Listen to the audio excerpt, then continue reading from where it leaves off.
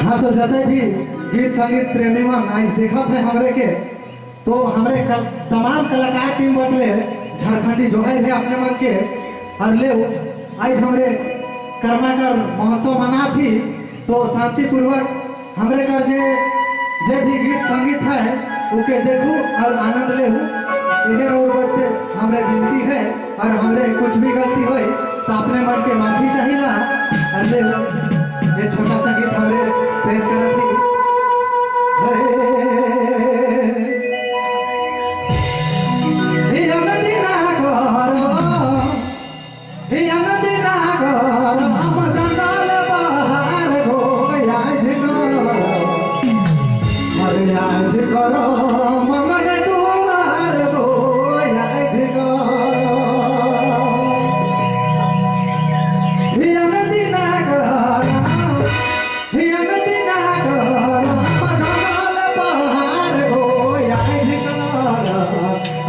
आज करा